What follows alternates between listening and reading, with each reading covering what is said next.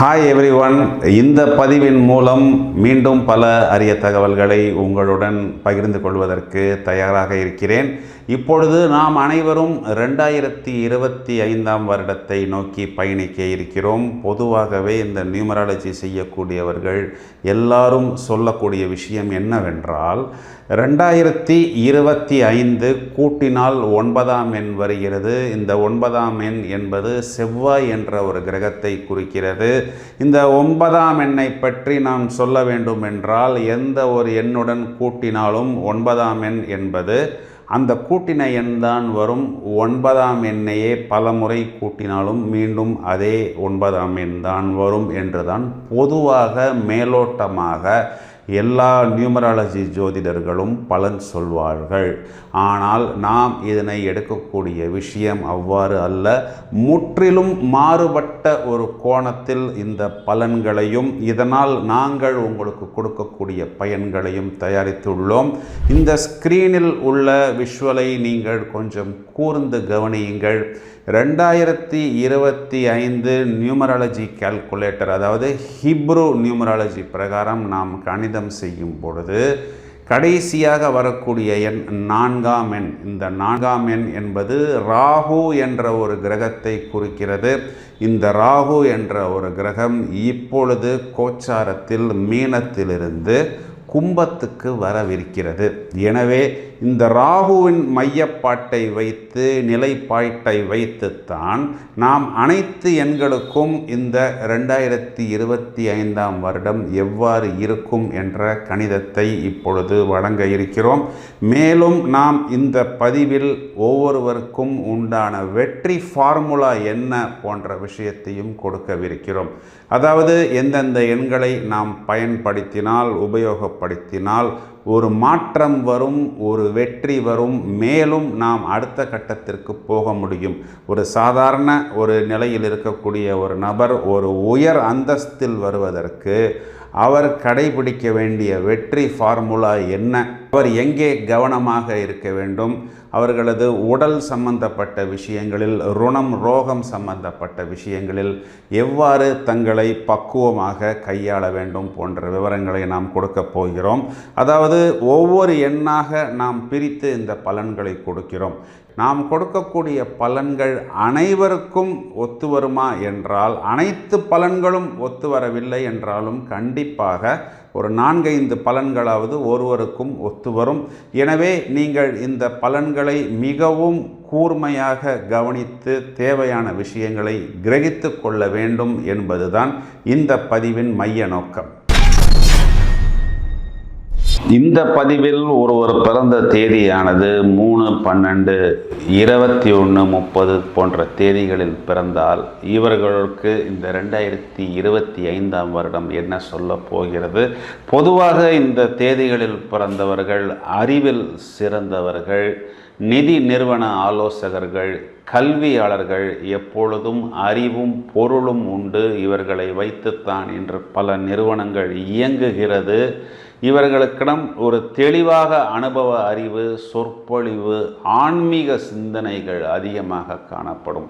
நமது super star Rajinikanth அவர்கள் 12ஆம் தேதி பிறந்தவர்தான். அவர் மிகவும் திறமையான ஒரு நடிகராக இருந்தாலும் பல இடங்களில் அவரை ஒரு ஆன்மீக குருவாகத்தான் பார்க்கிறார்கள். அந்த அளவுக்கு இவர்களுக்கு ஆன்மீகத்தின் மேல் ஈடுபாடு என்பது அதிகம் உண்டு. பயணங்கள் அதிகம் உண்டு. பல வங்கி பணிகளில் நாம் இவர்களை காண முடியும். நீதி நூல், தர்ம நூல் போன்று நடப்பவர்கள். மற்றவர்களை எவ்வாறு வழிநடத்துவது என்பதும் இவர்களுக்கு பிரதானமான விஷயம். மிகவும் விசுவாசமாக இவர்கள் இருப்பார்கள். தனித்து செயல்படுவதை விட மற்றவர்களை இவர்கள் தூண்டிவிடக்கூடிய விஷயங்கள் பல பயனுள்ள விஷயங்களாக அமையும். இவர்கள் அறிவுத்திறன் மூலம் அனைத்து விஷயங்களையும் இவர்கள் செய்து முடிப்பார்கள். ஆனால் இவர்கள் நல்ல கல்வியாளர்களாகவும் மற்றவர்களுக்கு உபதேசம் செய்யக்கூடியவர்களுமாக இருப்பார்கள். பல புதிய விஷயங்களை இவர்கள் கண்டுபிடிப்பார்கள். பல இன்றியமையாத விஷயங்கள் இந்த 3ஆம் எண்ணிற்கு கொடுக்கப்பட்டுள்ளது. முக்காலம், முக்கணி, முத்தமிழ், முப்படை என்று பல விஷயங்களை நாம் இதில் காண முடியும். இந்த 2025ஆம் வருடம் தொடக்கம் என்பது இவர்களுக்கு கொஞ்சம் மெதுவாக இருந்தாலும் ஏப்ரல் மாதத்துக்கு பிறகு இவர்களுக்கு ஒரு அசுர வளர்ச்சி என்பது இருக்கிறது.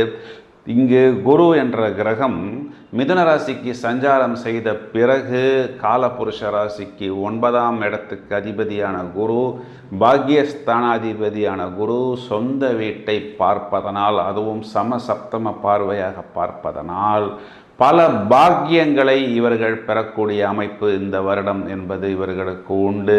இவர்கள் தெய்வ காரியங்கள், கோயில் காரியங்கள், கோயில் பராமரிப்புகள் போன்ற விஷயங்களில் இறங்கி பேர், புகழ், அந்தஸ்து மற்றும் அதற்குண்டான பாக்கியவான்களாக வருவார்கள். பலர் வெளிநாட்டு பயணம், வேலை வாய்ப்பாக இருந்தாலும் வியாபாரமாக இருந்தாலும் அங்கே சென்று சொத்துக்கள் வாங்கக்கூடிய அமைப்பு என்பது இவர்களுக்கு ஏற்படும். ஃபினான்ஷியல் செக்டர், அதாவது பொருளாதாரம் சம்பந்தப்பட்ட விஷயங்களில் திடீர் லாபம் ஏற்படக்கூடிய அமைப்பு. ஸ்பெக்குலேட்டிவ் இன்கம் என்று நாம் சொல்லக்கூடிய இந்த யூக வணிகம் சம்பந்தப்பட்ட துறைகளில் புதிய உச்சத்தை தொடுவது, டீச்சிங் சம்பந்தப்பட்ட துறைகளில், தொழில்களில் இருப்பவர்கள் மேன்மை பெறுவது, அடுத்த கட்டத்துக்கு செல்வது, செயற்கரிய சாதனைகள் புரிவது போன்ற விஷயங்களை இந்த வருடம் இவர்கள் எதிர்பார்க்க முடியும். பித்துர் சொத்துக்களை இவர்கள் பெறுவார்கள். கல்வியில் மேன்மை ஏற்படும். சார், ரொம்ப நாளாக திருமணத்துக்காக காத்திருக்கிறேன் என்று சொல்லக்கூடிய நபர்களுக்கு ஒரு குட் நியூஸ். இவர்கள் எதிர்பார்க்கக்கூடிய அந்த லைஃப் பார்ட்னர் என்பது இவர்களுக்கு கைகூடும். புதிய காதலன், புதிய காதலி, கடன் அடைப்பது, புதிய சாதனைகள் செய்வது, புதிய சொத்துக்கள் வாங்குவது, பலவிதமான நோய்களில், பாதிப்புகளில் இருக்கக்கூடிய நபர்களுக்கு ஒரு மாற்று வைத்தியம் மூலமாகவோ அல்லது இந்த லைஃப் ஸ்டைல் மாடிஃபிகேஷன் போன்ற விஷயங்களிலிருந்து வெளிவந்து you will look your self, அதாவது நீங்கள் உங்களையே பார்த்து ரசிக்கக்கூடிய ஒரு அமைப்பு உண்டு. தொடர்புகள், அதாவது கான்டாக்ட்ஸ், கம்யூனிகேஷன்ஸ் மூலம் பல இன்றியமையாத நல்ல செய்திகள் இவர்களுக்கு ஏற்படும். Self expansion, self expression, utilise the opportunity. உங்களுக்கு கிடைக்கக்கூடிய சந்தர்ப்பங்கள் அனைத்தையும், அனைத்து இணைப்புகளையும் நீங்கள் இந்த வருடம் பூரணமாக உபயோகித்து நீங்கள் உங்களையே தள்ளிக்கொண்டு புஷ் யுவர் செல்ஃப் அடுத்த கட்டத்துக்கு வரக்கூடிய அமைப்பு. அது ஒரு ப்ரமோஷனாக இருக்கலாம் அல்லது ஒரு பாப்புலாரிட்டியாக இருக்கலாம். ப்ராஜெக்ட் கம்ப்ளீஷ், அதாவது ஒரு ப்ராஜெக்ட் முடிக்க வேண்டிய ஒரு விஷயமாக இருக்கலாம். மேனிஃபெஸ்டேஷன், மல்டிப்ளிகேஷன் என்றெல்லாம் சொல்கிறார்களே, குறிப்பாக இந்த பொருளாதார துறையில் இருக்கக்கூடிய நபர்களுக்கு ஒரு வரப்பிரசாதமாக இந்த ஹெச்ஆர், பேங்கிங் போன்ற துறைகளில் இருப்பவர்கள், டீச்சிங் போன்ற துறைகளில் இருப்பவர்கள் அனைவருக்குமே இந்த வருடம் ஒரு பெரிய ஜாக்பாட்டாக இருக்கிறது. இந்த வருடத்தில் நீங்கள் எங்கே கவனமாக இருக்க வேண்டும் என்றால், உங்களது உடல் சம்பந்தப்பட்ட விஷயங்களில் சுவாச கோளாறு, அலர்ஜிக் இன்ஃபெக்ஷன், இஎன்டி ப்ராப்ளம்ஸ் என்பது ஒரு சிலருக்கு ஏற்படக்கூடிய அமைப்பு இருக்கிறது. மேலும் சொத்துக்கள் சம்பந்தப்பட்ட விஷயங்களாக இருந்தாலும், உடன் பிறந்தவர்கள் சம்பந்தப்பட்ட விஷயங்களாக இருந்தாலும் கொஞ்சம் கூடுதலான கவனம், அதாவது இந்த சொத்துக்களில் பிரிவினை, பாக பிரிவினை போன்ற விஷயங்களில் சுயநலம் இல்லாமல் ஒரு சமன்பாடாக செயல்படும் போது எந்த விதமான பிரச்சனையும் இவர்களுக்கு ஏற்படாது. மேலும் இவர்களது இல்லங்களில் சின்ன சின்ன எலக்ட்ரிக்கல் மோட்டார்ஸ் மற்றும் அப்ளையன்சஸில் அவ்வப்போது சின்ன சின்ன ரிப்பேர் வரும். இதனையும் இவர்கள் கவனமாக பார்த்து கொள்ள வேண்டும். இதையும் தவிர பாக்கியங்கள், சொத்துக்கள் வாங்கக்கூடிய அமைப்பு இருக்கிறது. இவர்களுக்கு இந்த வருடம் நாம் கொடுக்கக்கூடிய லக்கி நம்பர்ஸ் என்னவென்றால், 3ஆம் எண்ணில் பிறந்தவர்கள் குறிப்பாக 0369 3333 3637 4546 5455 3236 4145 2727 இந்த எண்களை நீங்கள் வாங்கக்கூடிய வாகனங்களாக இருந்தாலும் கூகுள் பே, ஃபோன்பே அல்லது ஃபோன் பாஸ்வேர்டாகவும் வைத்து கொள்ளலாம். நீங்கள் அணியக்கூடிய ரத்தினம் என்பது மஞ்சள் புஷ்பராகம். இதனை அணிவதன் மூலம் வியாழக்கிழமைகளில் நீங்கள் குரு வழிபாடு செய்வதன் மூலம் மேலும் நீங்கள் மேன்மை பெற முடியும். இந்த மஞ்சள் புஷ்பராகத்தை கோல்டு, அதாவது தங்க மோதிரத்தில் நீங்கள் வலது கை ஆள்காட்டி விரலில் அணிவதன் மூலம் பொருளாதார சம்பத்துக்கள், நீங்கள் ஏராளமான இந்த வடக்கிந்தியர்களை எல்லாம் பார்த்திருப்பீர்கள், பணம் பட்டுவாடா செய்பவர்களை எல்லாம் கவனித்திருப்பீர்கள்.